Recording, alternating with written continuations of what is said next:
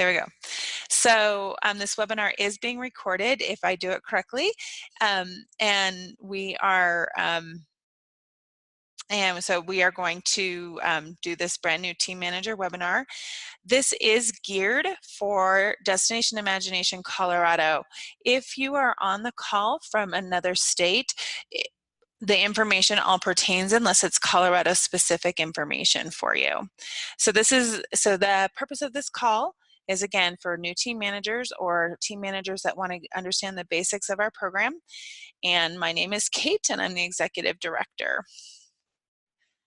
All right. So here we go. So Destination Imagination Colorado is an affiliate of the Destination Imagination organization.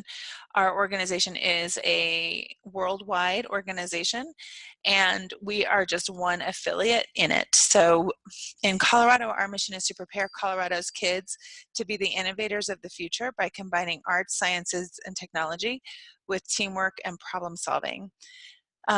You're going to hear a lot of those words over and over again. But really, we want to prepare your students to be the innovators of the future. We want to prepare your students to be the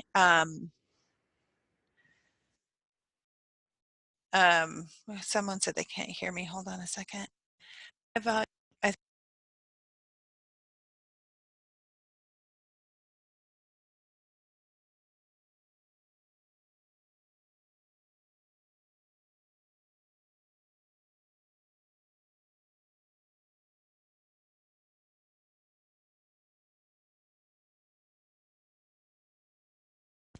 Can you guys hear me now? All right, perfect. Sorry about that. I hit the wrong button. All right, so we're going to prepare your students to be lifelong learners, and you guys get to be the wonderful people that get to take them on their journey. So you guys as team managers are our most important volunteers. You are the backbone of DI Colorado. And so I want you guys to know, if you don't remember anything else from this webinar, that we are here to support you. If you need us, please reach out. We hate it when we hear at the end of the season that people were confused or didn't get help or didn't ask for help. We are here to help you. And my email is Kate, K-A-T-E, at dicolorado.org. And you can ask me any question anytime, and I will get you to the right person. In order for us to support you better, I would like to share with you our Destination Imagination Colorado website. So you should all see our website right now. And there's a lot of resources on here for you guys as team managers. Do you guys see the website? That's what I should be sharing. So can you guys let me know if that's what you see? Great. So if you click right here on the Team Manager button, you're going to get to our Team Manager resources page. On this page, you can match your name with your team, which is really important to do, and I'll tell you about that in a minute. You can log on to Team Manager training, all the trainings we have, both as webinars and as live trainings in Colorado. Okay, our live trainings. I'm having some, Stacy.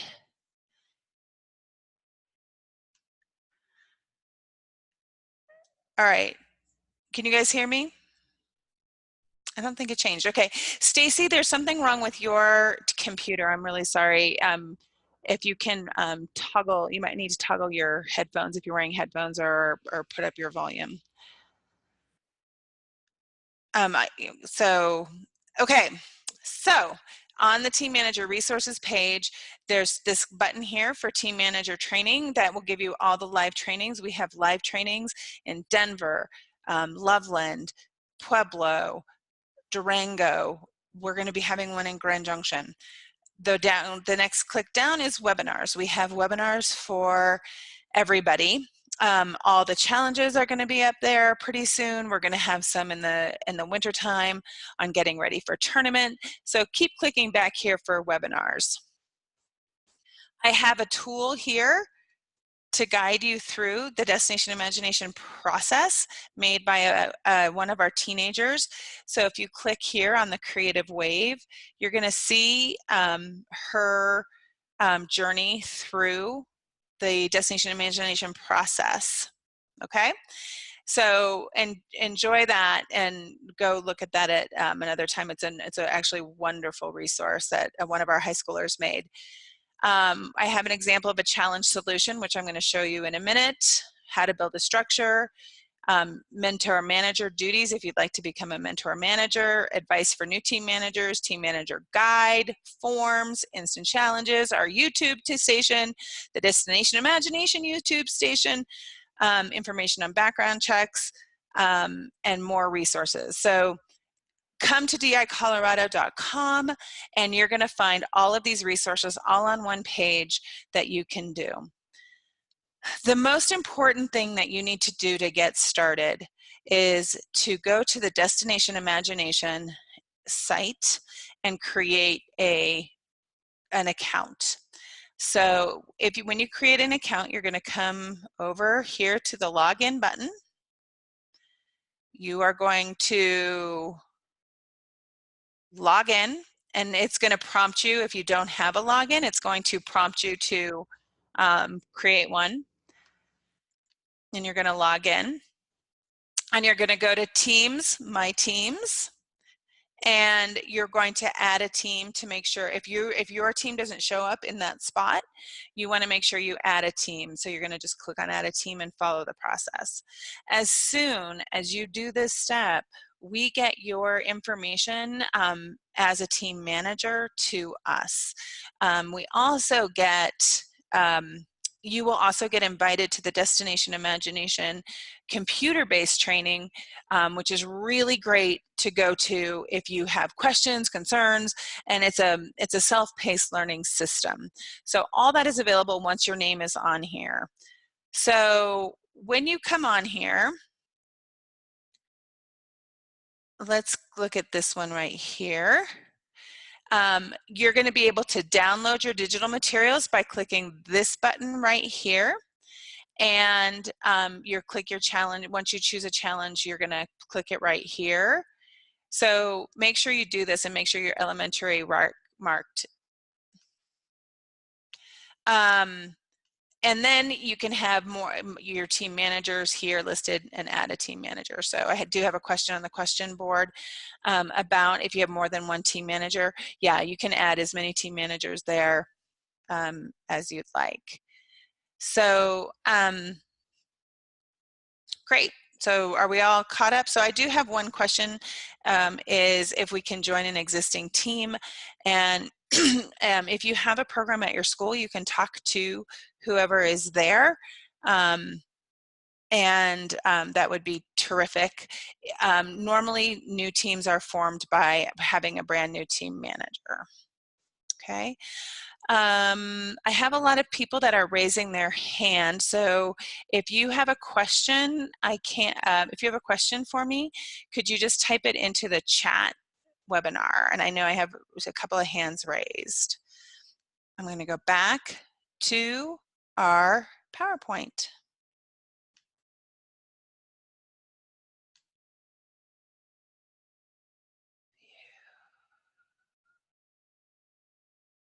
There we go. Okay.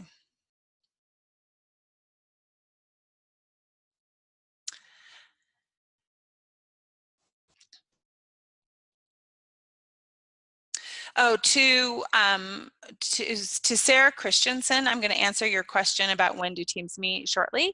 And to Nicole, I want to, you can have a team before you purchase a challenge. You just can't, you need the challenge to go through anything. Okay. So you are about to embark on a journey, and the journey is the kids choosing. So as you can see by our graphic, As you can see by our graphic, there's lots of paths that you can take.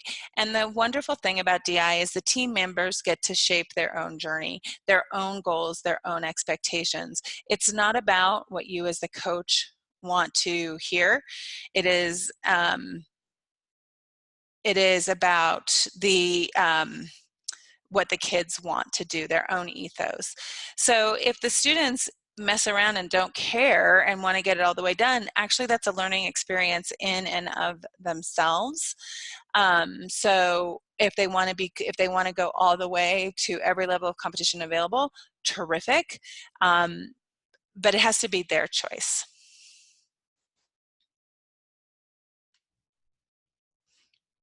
Okay.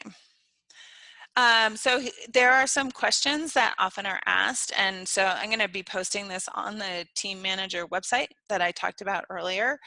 But where you're going to ask, there's questions that you often ask: how do you get your challenge materials? You have a question about your challenge, it's going to tell you who you're going to ask those questions to. So how do finances work? You can talk to me. You can actually talk to me about anything, and then I can get you to the right person. But we have lots of resources available to make this journey as smooth for you as possible.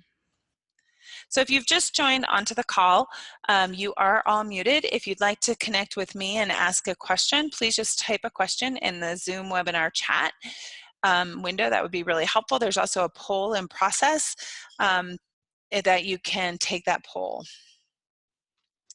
The best answers to all the questions that you may have are found at two locations: www.destinationimagination.org or www.dicolorado.com. We should have a ton of we have a ton of ways to help you out. So if you've learned anything so far, it's that I'm new at Zoom and there's been a little bit of trouble, but also that we have resources for you. You can find them on dicolorado.com. You can find them at destinationimagination.org. Okay, I am going to show you a video, if I can. Hold on.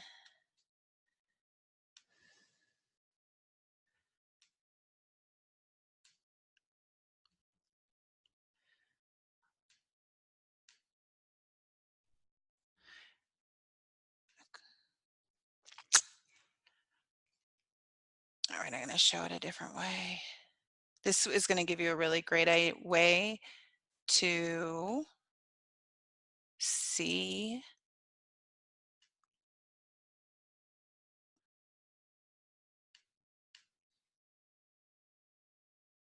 Again, I'm going to go back to destinationimagination.com, but now my toolbar's in the way. Ugh. Okay, we're just going to, there we go, back, back, back, back, back.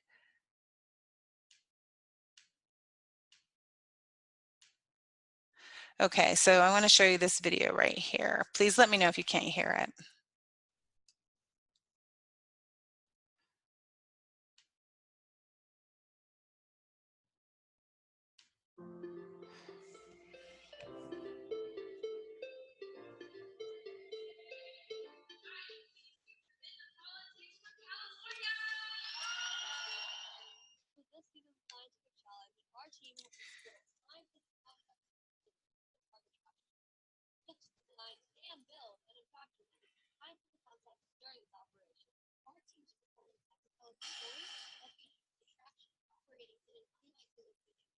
The challenge also required us to create two team choice elements that should offer teams' interests, skills, areas of strength, and talent.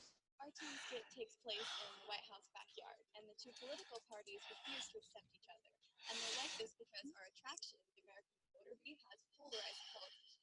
It's kind of cool because in the end you get to see that the voter is both the problem and the solution to the issue of political polarization. Great scientific concepts that team research team support were pneumatic, angular momentum, and levels.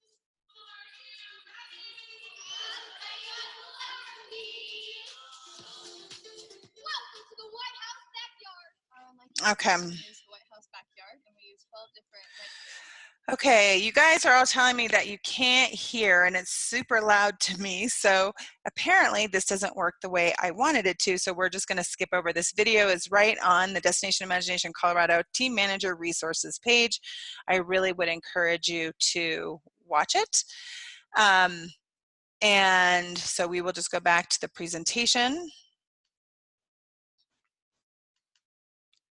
All right.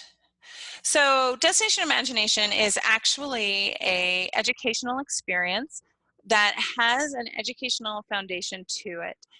These are the 5 items of the educational experience that are founded in educational thought and research. So the first thing that we're going to do is we're going to give your teams ultimate learner ownership. This means that the children, the students, have the ownership of their learning. They are going to become lifelong learners. They're going to decide what and how to learn, what they need to do. They're going to learn resource awareness of how to use their own human resources, as well as having limited availability of materials, etc., to complete their challenge. When resources are restricted, you tend to have more creative solutions. They're going to learn by clarifying questions. This means that the clarifying questions that you ask your students are going to be what drives their educational experience. Authentic self-expression means that it's going to be the kids' ideas that are being expressed, and that they're going to express themselves in their own creative ways, whether that's poetry, mechanics, art, software design. Those are all elements that can be used to form an authentic self-expression of the team's talents. And the final Destination Imagination learning outcome is that they're going to learn rapid ideation and implementation. This means that they're going to learn how to solve problems quickly and learn to go through the creative problem solving process in a quick way when they need to.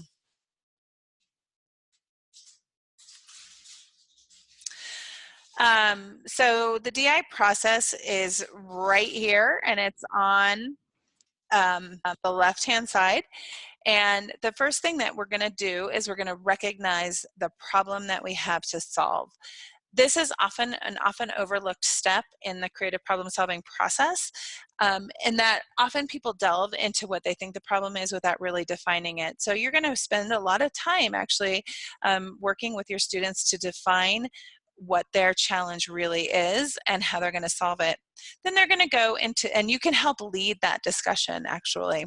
Then we're going to go into this circle and cycle of imagining, which is idea generation, initiating, giving ideas a try, assess those ideas. Are they working? Are they not working? Are there limitations? And then going back around again. This is all known as the creative problem solving process. Once you finally go through all that enough times and you have a completed solution, you are going to go to an evaluation, which is really a very fun tournament, and then you're going to celebrate.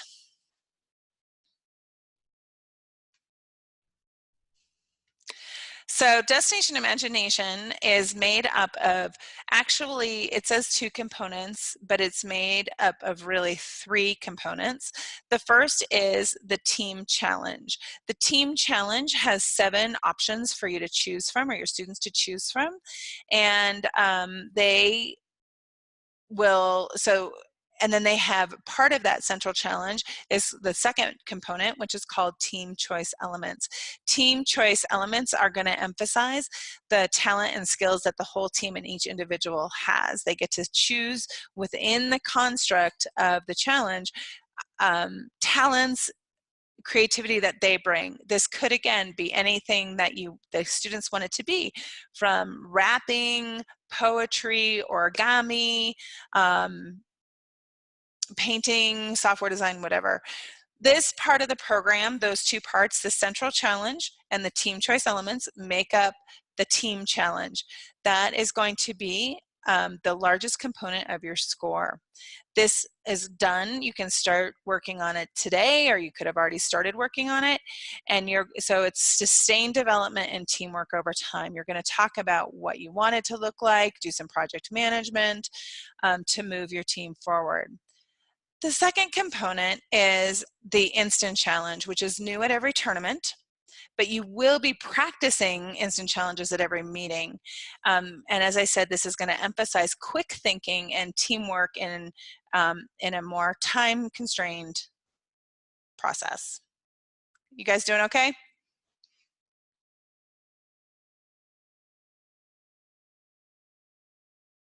I hope so. Okay. Oops. Okay. So the next thing that we're going to talk about is your number one resource after the websites, and that is your roadmap. So once you have purchased your team number and you've gone into the destinationimagination.org website and you attach your name as the team manager to the team number, you will be able to download in the resources area a lot of challenge. You'll be able to see the challenges and you'll be able to get the rules of the road, which is very important, and the roadmap. The roadmap is 100% an excellent guide for you to plan the next 16 weeks of your life to get the kids through the process. So the first part of the roadmap talks about our educational foundations. You can skim through this, you can read it, it's not very dense. It will talk about our educational pedagogy, which I briefly touched on earlier, and it will also talk to you about why we do what we do. The second big part of the roadmap is guiding your team. It's going to teach you how to move your team through all the steps of the creative process, and it is going to help you to plan meetings. There are agendas in there. There's examples of guiding questions you can ask. So that is a really great part of the roadmap. There's a section on interference, which we're going to talk about a little bit later. As I said, one of the educational foundations of our program is that it's student-driven. That does not mean that you guys get to sit and have a snack while they're doing their work. There's a lot that you as team managers get and can and should do, but we're going to talk a little bit about interference tonight too. The fourth section of the roadmap is instant challenges. There's 16 instant challenges and instant challenge ideas for you to practice. Then there's skills for creative and critical thinking. It will actually give you tools in the roadmap to help you teach your kids how to idea generate. Lots of them like brainstorming with the ABCs. So think of characters that start with the letter A, B, C, D. And then it also gives you tools to compare and contrast different ideas to help your students make their final decision about what they want to do. So while some people like to vote, voting tends to create winners and losers. So there's all kinds of tools in the roadmap that help you to compare and contrast ideas before your students pick them. There's a section on teamwork and teamwork activities and how to build teams. And then the final part of the roadmap is project management skills. They're going to give you charts, worksheets, etc., on how to facilitate project management. If you are a younger team, rising stars, or first, second, third grade, you are going to be doing a lot of the project management. And that's perfectly acceptable and fine to do. In fact, if you didn't do it, you'd have a bunch of 5 and 6 and 7-year-olds that didn't know what to do. As your team ages, they're gonna learn to take more and more of the responsibility of the project management over. So these are excellent skills to have.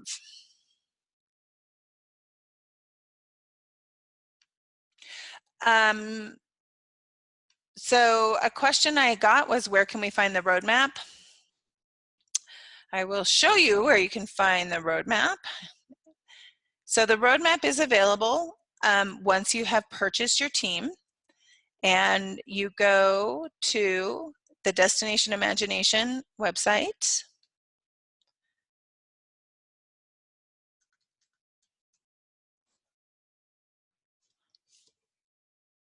Why can't I see?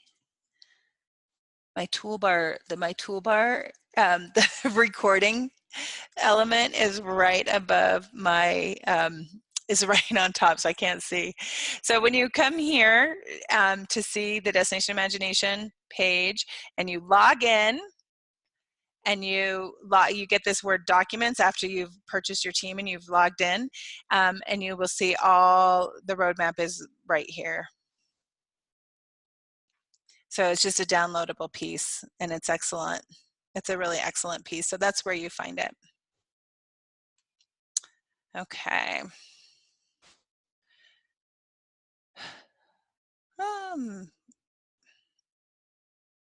All right.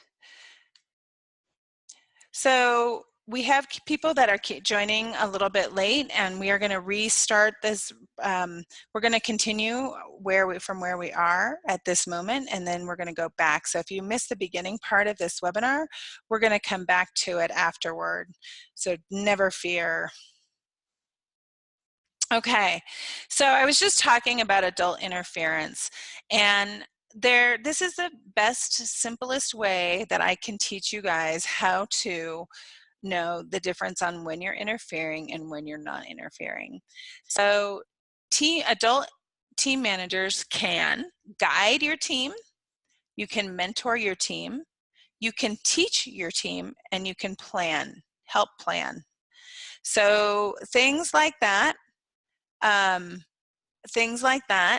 are, if your students decide to weld, you can teach them how to weld. If they want to learn how to sew, you can teach them how to sew.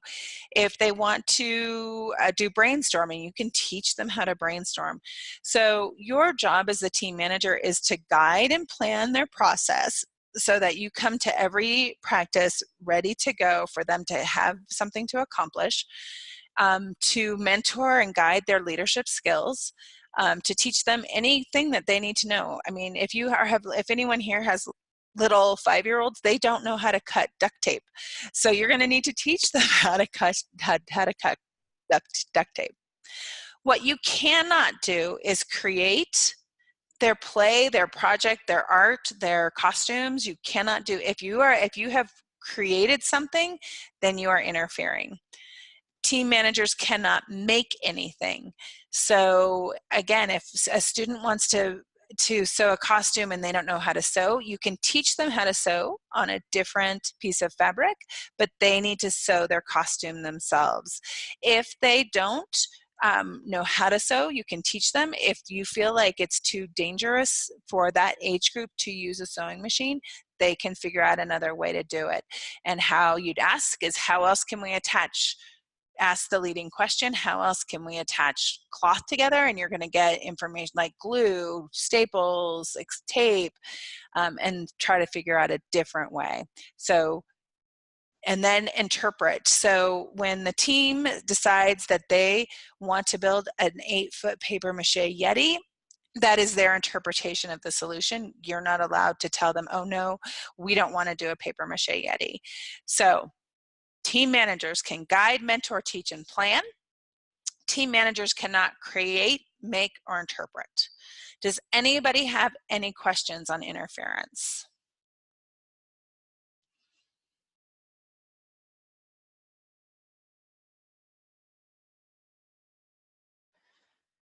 Okay, a couple questions I have on the chat. If anybody is raising their hand, I'd prefer that you put your question into the chat feature. So to the person that asked if what is the difference between this, what is the difference between this training and the live training on November 3rd in Denver? This is the first hour and 10 minutes of that day.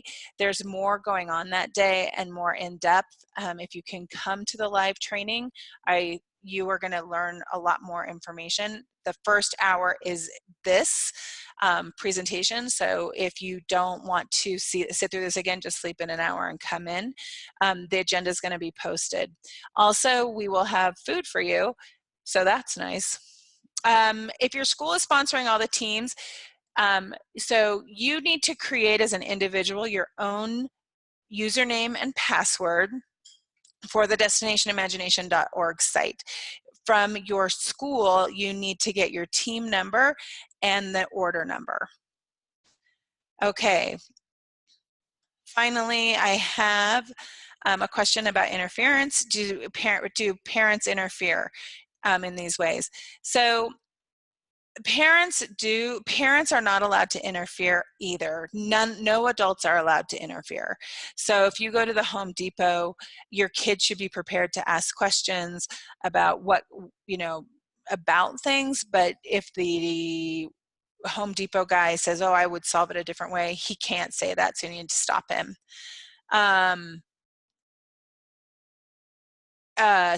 But parents are also not allowed to interfere. So parents, again, can guide, mentor, teach, and plan, but they cannot create, make, and do. Okay? Another question, and then I'm going to go get off questions for a moment. The November 3rd training in Denver is not mandatory, but it is a full agenda, and you're going to have a lot of hands-on opportunities to learn a lot of different things. There's meetings all over the state in the next month, and this information will be covered at all those meetings, but also additional information. One more question: is there a limit on how much we can spend on each challenge? Yes, there is. It's usually under $200, and you will find that when your challenge is purchased. Okay, back to the presentation. So a lot of you are probably not teachers, so we wanted to briefly go over how to work with students. You need to make sure that you are establishing norms for their behavior and that they help you do that. One of the first meeting activities that you're going to do is create a list of rules for their practice site and how they treat each other. If it is your home that you are meeting in, those are your rules. So if you don't want kids running around or going upstairs or eating food out of your refrigerator, that is your rules. But they should also establish rules about being responsible to each other, how they talk to each other, etc. It's their team, so they should always know that they are responsible to each other. You should talk to everybody about interference, the parents and the kids alike. In the roadmap, there is an interference contract that you should have every parent sign. Be prepared for setbacks and restarts. It is very rare that you're going to start a challenge solution and go through it and be done within 5 practices. Things happen. So I'm going to give you an example of when my first team was 2nd graders. They had to build a time machine that kept time, and they decided that they would make sand timers to do this, and so they used playground sand.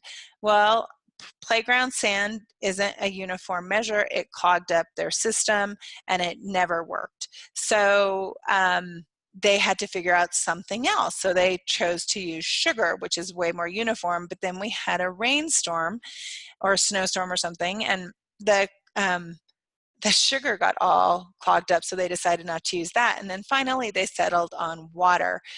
So that wasn't a straight shot. We really thought one thing was going to work, and then they tried and tried again, and then they came up with what works. This is normal. Your kids, this is one of the first times that they're going to be in the position where they're making the decisions for themselves on what are the parameters on how they're going to solve the challenge. So sometimes they think way too big and it's not going to work out, and sometimes they just don't know enough, so they start, stop, retry, and that's okay. You want to teach them about time management. There is a deadline to have this project done. If you are working with K1s and 2s, you need to really make sure that you are setting the deadlines. Early elementary, mid-elementary school, you're going to start working with your students on that. Middle schoolers and high schoolers should know way more about time management. What happens every year in January, February, I get phone calls from team managers which I love to get, so please call me. They are asking, well, my kids aren't deciding this and we can't move on. Like they haven't even decided their characters. It is totally within your limits as being the team manager to say, hey guys, you have to decide main characters by the time we leave here today. That is not interference. That is mentoring or planning or guiding or teaching. You haven't created or done anything for them. So help them with time management. When you start a meeting, and again, you can find tons of meeting templates in the roadmap, have a plan. Have more plan than you think you will use, and then be prepared to get less done than you think. So how I always start every team meeting myself is to talk about our goals for that session. Usually it's while we're eating a snack after school or something. What's our plan? Where are we in the challenge solution? So let's say the goal for today was to write a script. We would talk about that at the beginning of the while we're eating or relaxing before we start, talk about, oh, we got to get a script done today. Then we'd probably do an instant challenge or a team building activity. Then we would work on the script, and then at the end of the meeting we would wrap up and say, did we get what we needed to get done? If not, how are we going to go forward? So you're going to be the one that plans that. So if you bring in stuff for an instant challenge, you're going to need to prepare the instant challenge. If they have decided that they're going to paint their mural, you're going to want to make sure they have paint, etc. Does that make sense?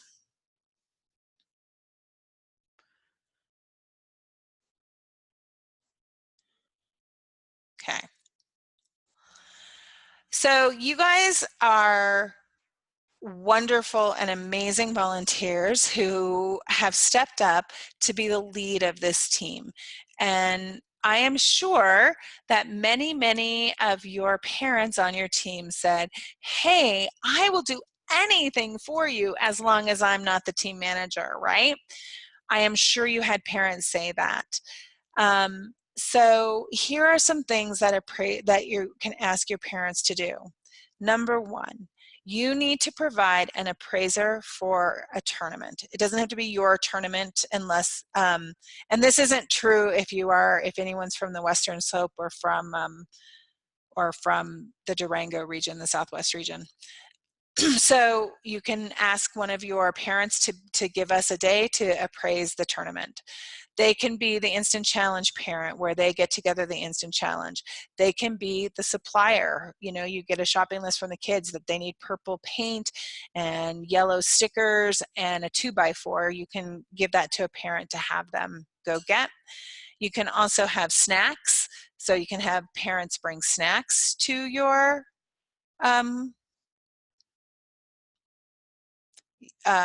you can bring your snacks, or you can have them be a driver if you're doing a field trip. Okay?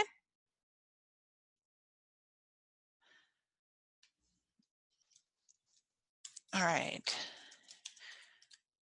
So get those parents to help you out, please. You're doing a big job. So somebody talked a little bit about money earlier, so I'd like to go over money really quickly with you guys. So the team membership fee with the affiliate state registration fee on there is either $135 for Rising Stars or $150 if you are a competitive challenge. Okay, so the team supplies on average are $250. So we had talked about the fact that there is a challenge limit on every challenge. Where did it go? Going the wrong way.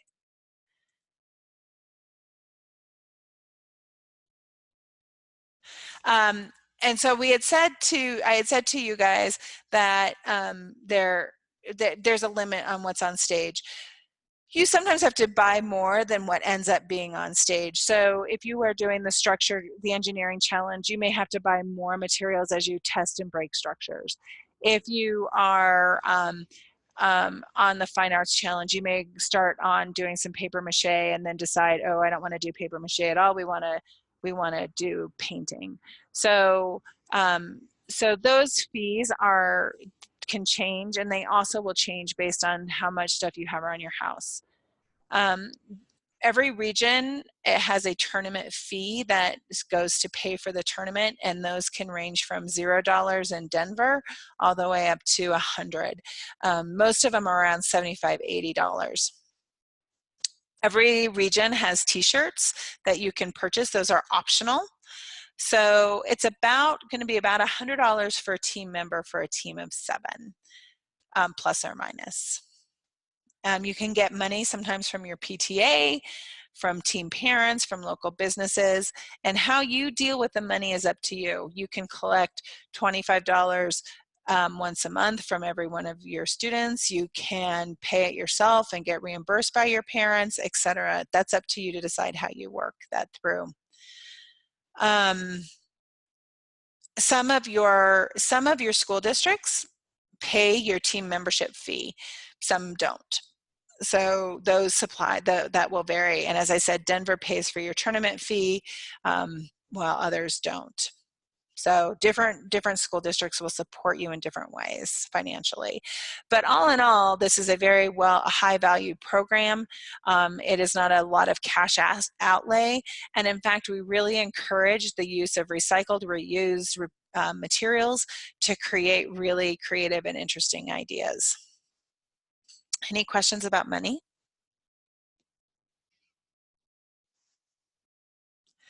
So I have a question on when do we need to start? So you can start as soon as you have a team and you're ready to go. The majority of our teams start in October and November. Most start before Thanksgiving break, but we still also do have teams that start in January as well.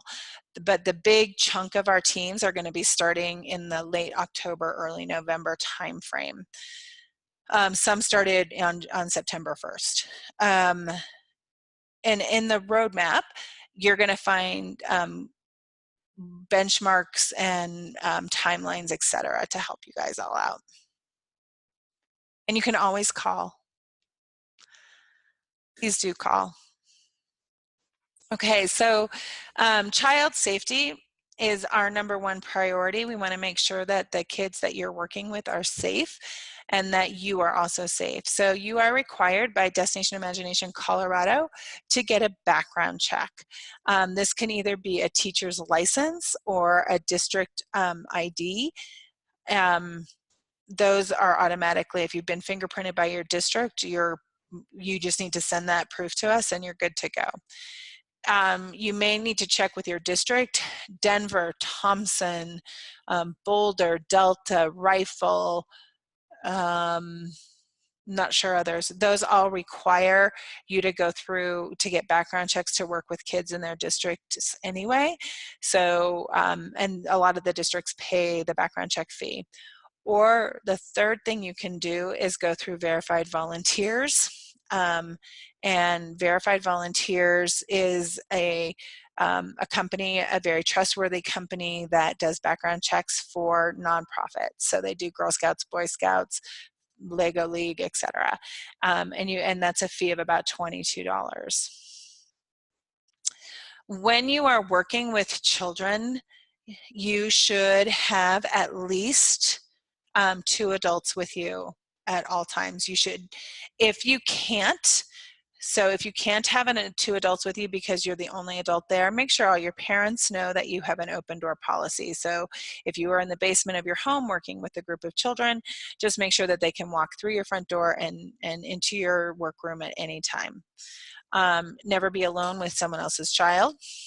Always at least have 2 children present. When driving, have at least 2 kids in your car. Unless it's your own kid, obviously. And please don't text or make phone calls when you have other people's students in your car. If you have homeowners or renters insurance or automobile insurance, that's gonna cover any things that may happen. Get permission slips signed by parents to let them know what you're doing. So make sure you're just communicating with your parents. If you're going to be using a power tool or a drill or a glue gun, make sure that your parents know. and teach the kids tool safety. If you need to stop something because it's not safe, that is never, ever, ever interference. So that doesn't mean you can do it. So if you don't feel it's safe the way one of your students is using a sewing machine, stop them. We don't want them hurt, but you can't sew it for them. They have to figure out a different way to do it. Okay? Does anyone have a question on child safety?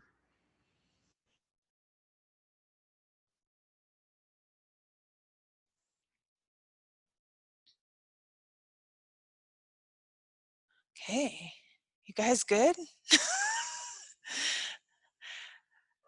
So I do have a question. Please don't raise your hand. Please put your question into the webinar chat box, please.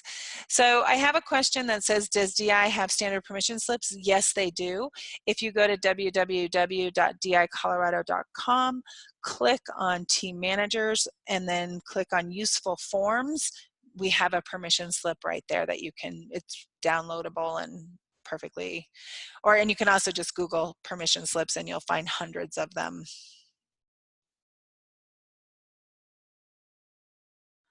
Okay, so as I have said to you guys, someone says they have a very allergic kid. Should parents send the EpiPen with the kid? Yes. If the student knows how to use their EpiPen, they should definitely have one, and you should just make sure that all of your students know not to bring peanut snacks.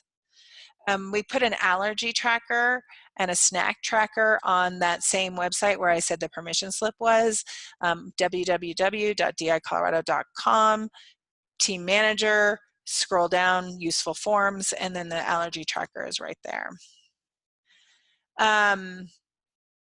So someone asked about, okay, so we're asked if you go through Cherry Creek and get your Raptor badge, you need to send it to Rob or Kate. So rob@dicolorado.org, or he's the best. It's his job to do that. So Rob, R-O-B, @dicolorado.org. Send your Raptor bag. Just take a picture of it on your camera. It would be perfect. Yeah. So someone says my link doesn't work for forms, so I'll fix that I'll fix that tonight. Sorry about that. If you are government employees, you still need background checks to work with students. So if you've been cleared, you still have to go through your school because they are looking for offenses against children. Okay. All right, so I'm gonna go to my website, to all panelists. Hold on. Our website, www.dicolorado.com.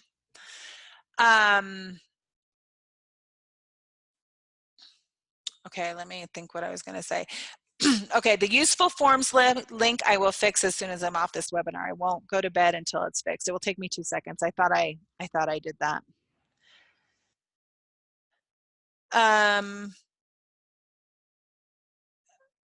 Okay, I think we're good. So as I have said to you guys before, the team manager is the lead person on this. You guys are giving up your time, your expertise. You're going to be doing some planning. You're going to be helping these students out. And you're going to, I mean, it's an amazing experience. I loved being a team manager. But you guys need to make sure that the team meetings fit your needs and the goals set by the team. So you all know that kids in today's day and age are extremely busy. That doesn't mean that if Wednesday is the day that works for you, that you're going to make the schedule change because little Joey can't make it that day. It needs to work for you. When my husband and I were team managers, my husband worked in California and we lived here in Colorado. And so we would have team meetings every Sunday. That isn't going to work for all families, but it really worked well for our family, and we had a great team and we loved meeting on Sundays. So that's how you can do that. You can meet after school in the evenings or on the weekends, whatever works for you and fits in the rules of your school. If you are a Thompson school district team, that you have to meet in your school, etc. On average, your team is going to meet for 16 weeks for an average of 2 hours a week. This is going to depend, obviously, on the age of your students. So if your kiddos are 5, 2 hours is way too long. If they are 17, they might want to work for 8 hours at a time. It also is going to depend on what your students want to accomplish and their goals. So if their goal is to get to their regional competition, go through the process, have a good time, learn some skills, learn about project management, and they just want to go and compete at their regional tournament, terrific. If they want to qualify to go to the state tournament or qualify to go to the global finals tournament, they're going to need to put in more. So this is just average teams that are working. You are probably going to need to increase practice time as the tournament gets closer, including adding some 4-hour sessions. So for example, again, I'm going to go back to my 8-foot paper mache Yeti that you cannot do in an hour at a time. You're going to need to be at someone's house or garage and working probably for 4 hours to try to get that done. So that's going to happen. Any question on scheduling or times?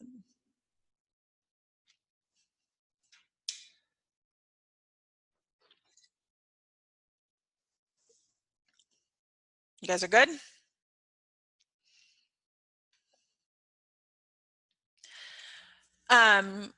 For time management, use the tools in the roadmap to help guide your team's planning process. As I said, there's lots of tools in the roadmap that are going to set deadlines, and you're going to look at calendars. Your tournaments are probably going to be in early March, or if you are anyone who's here from the Southwest Colorado, your tournament's at the end of February. Set hard deadlines so that you get it done. As I said, your kids have no concept, especially your younger ones, on how far away March is. To them, March is a million years away. They also need to understand time constraints. So if you are in a situation where you are only meeting at the school, they're not going to be able to make an 8-foot paper mache Yeti. That's okay. They may come up with an equally creative solution that they're able to do. As well.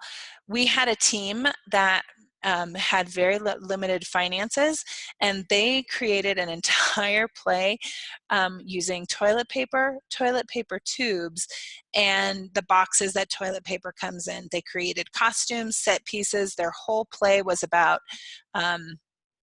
going to the bathroom, but it was a high school team. It was in a very fun and humorous way. That was not at all, it was really a lot of puns. It was hilarious.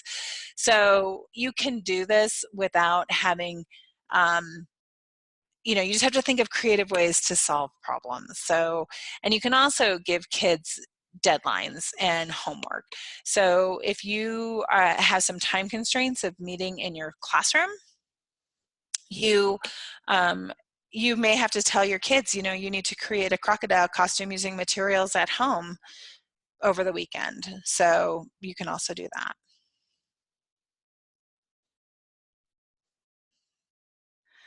All right. So in any teams, and many of you have teams at work as well, conflict is natural and necessary. If you don't have conflict when you're in a team, it's because no one cares enough to get the best solution. So conflict actually leads to more creative solutions. If everyone said, oh, what animal do you want to be? And someone said dog, and everyone said fine. That's not very creative.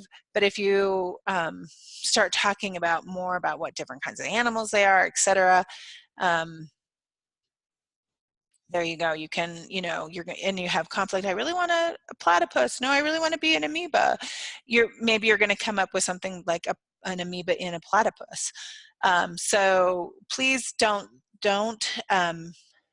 discourage conflict, but manage conflict so that it's productive, so that you're trying to solve a problem and kids just aren't speaking inappropriately to each other. If you have any trouble with kids speaking inappropriately to each other, that you should definitely talk to your school's coordinator, building coordinator about, or you can always call me.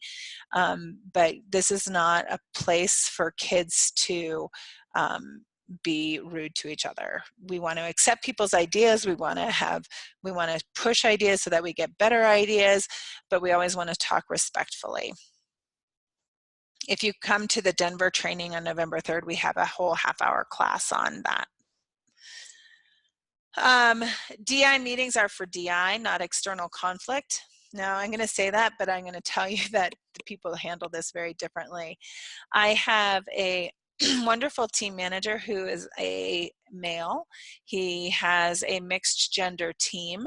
He has an engineering team, and he will not let any non-DI talk come into his DI meetings. So if they are arguing on the playground about whatever, they didn't get the ball right or something, that does not come into this team manager's classroom.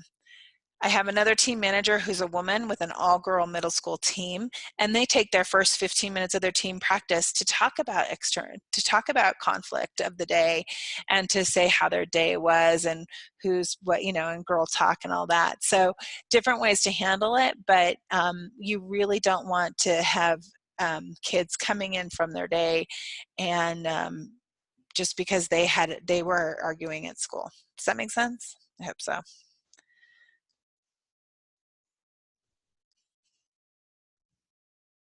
Okay. So I have a question that says, regarding the crocodile costume example, are kids allowed to work on things at their own home? You bet they are.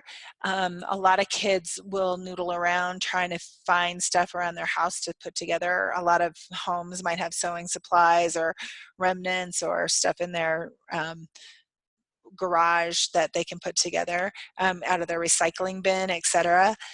So they are more than allowed to do that. It is the parents need to know about interference so that they aren't helping. Okay, I want to talk about Instant Challenge briefly.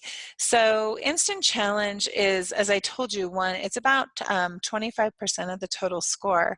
And Instant Challenge should be practiced at every practice that you have. It is what often happens is people who when you're working on your central challenge and you're trying to get your 8-foot Yeti paper mache done, what happens is you push Instant Challenge aside. Instant Challenge can elevate a team or crash a team. And so you want to make sure that you use Instant Challenge and practice every single Instant Challenge. Look online for more, call me for more, and practice them with your team. If you are coming to any of the live trainings, we do have Instant Challenge segments. Also look in your region for Instant Challenge days. Most regions, but not all, host Instant Challenge days. So what happens with Instant Challenge is your students are going to come into a room, and there'll be the team manager can come in with them, and then the team goes around a table where there's supplies or not, and people read a little bit read the challenge, and the challenge can be to build a tower, to hold weight, to move, or it can be to create an alien culture. So you won't know what it is, but you should be practicing all the different types of Instant Challenge that will be found in your roadmap until you get there.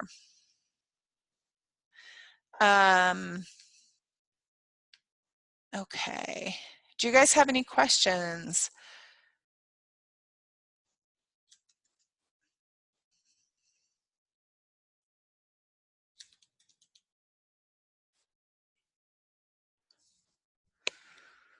So sometimes you're going to have conflicts a little bit with parents too, but for the most part, set your boundaries on what you want, how you're working with the kids, and if you keep that all up front, that's going to be really helpful.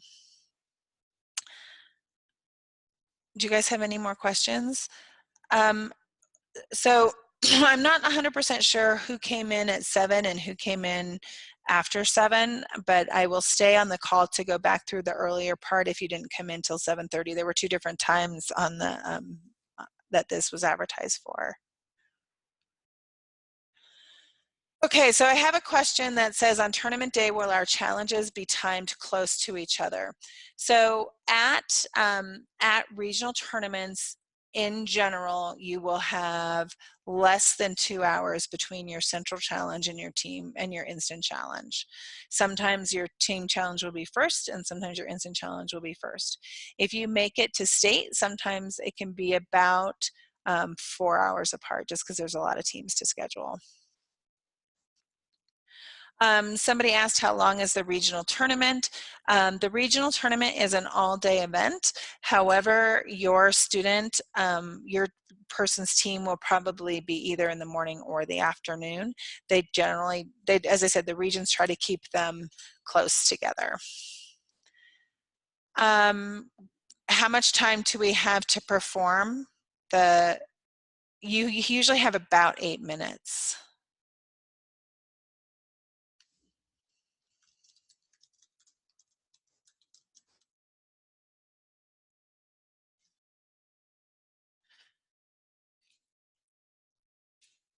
Sorry, I'm answering. Send. Okay, let's see what else we have here. Please input your question in there. Okay, so somebody asked if they know what their challenges are. So let me bring that up, because that's actually an excellent question and something I didn't go over. So your students all have, except if you're their rising stars, they will have these challenges to choose from. So the first one is the technical challenge. And if you go to our challenge site, this challenge is about creating a flying object that can deliver a payload to a specific spot. So it's about flight.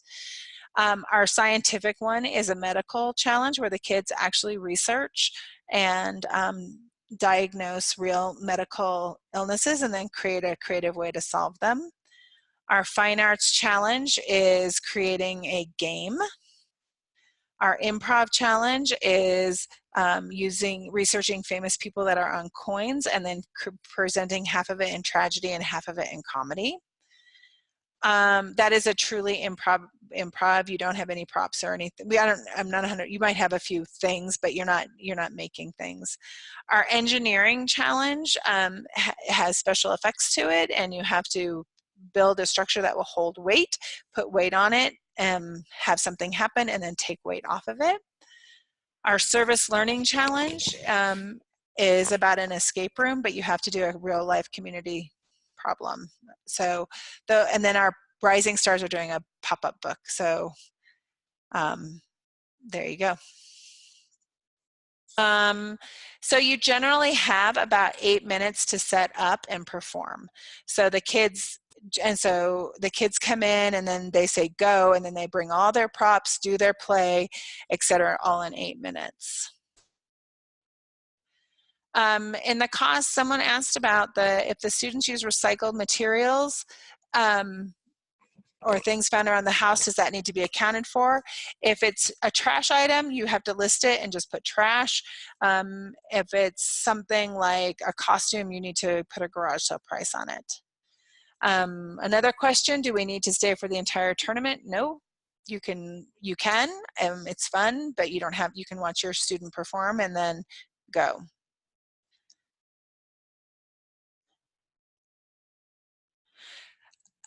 Yes, there will be a webinar for the Fine Arts Challenge. The Fine Arts Challenge Masters right now are in Europe on a vacation. So they have not, I think they'll be setting that next week, so just stay tuned.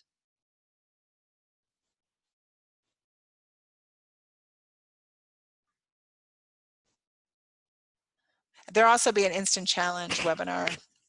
And then in the winter, we'll be adding some getting ready for tournament webinar and some child behavior webinars as well.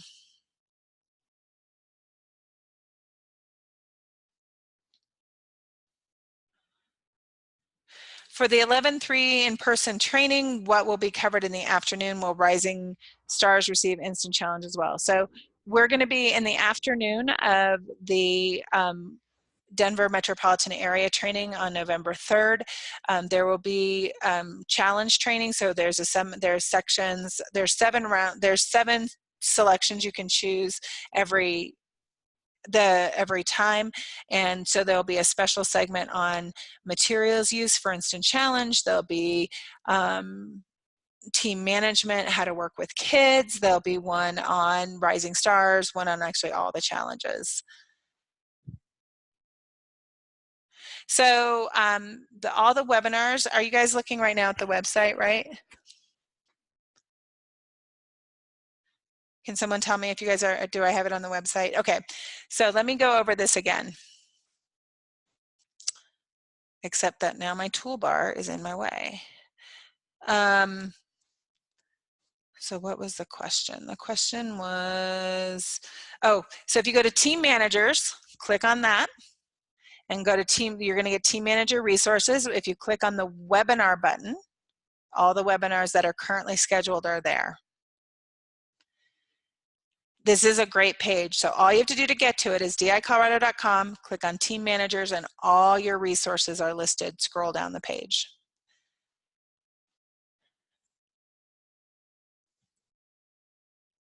Kristen Taylor, on this page there are instructions on how to build a structure tester, if that's what you're referring to. Right here. Great. Another question, are the instant challenges related to the central challenge? No. They can be completely different. They can be related, but they're not purposefully chosen to be related or not related. They're chosen to have a variety of solutions.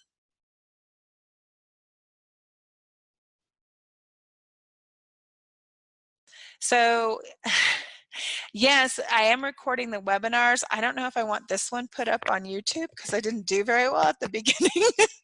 But mostly they will probably be put up on our webinar page, probably an embedded link, and up on YouTube as well. This I will post because I'm just joking. So back here where you click on webinars, instead of saying click here to attend, it will say click here to view. It's, yeah, so I encourage all of you to read the roadmap. It isn't dense, you can skim a lot of it, but there's a lot of information in the roadmap. I highly encourage you to attend if you live in the Denver metropolitan area, to either attend the live training on November 3rd in Highlands Ranch or December 8th in West Denver. It's gonna be like Alameda and 6th-ish. That's a school there. If you are in Pueblo, there's a team manager training this Saturday. If you are in Western Slope, there'll be a training in December. If you are in Durango, there's a training on the 17th. So here, if you click on Team Manager Training, you get all the locations. Our Northern Colorado, Boulder and Thompson area is on October 24th, I believe. So please, all the information is here. December 1st is the Team Manager Training for Western Slope. Okay? All right, someone wants to know where the roadmap is. So the roadmap is at destinationimagination.org. It is, you click on login. You log in. If you don't have a ShopDI account, you start an account. If you go to documents, in view, you should be able to see your roadmap under challenge materials. You're not going to see as much as I have on mine, so don't worry, but it will be easy to see. If you need to add your team, you click on Teams, My Team, and add a team. You put in your team number and the order or the zip code of the purchaser, and then you'll get access as the team manager. It is really important that you do that because that's where you're going to select your challenge. Okay, so if you would like to stay on the call, if you want to go through the beginning part of this information again, I'm happy to do so. I don't know how many people that will be, so let me know. Otherwise, if you are, we will just take a break for about 2 minutes and see who still needs more information. Otherwise, have a great night. Thank you for joining, and please email me anytime. I really want to make sure you're helped.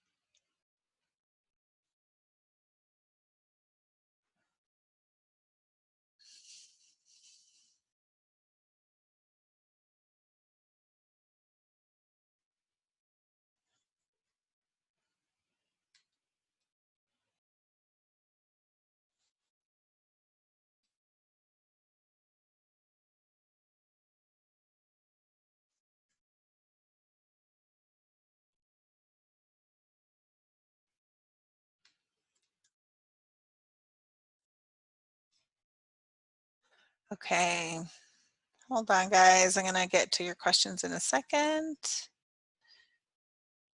Let's see who's still on the call.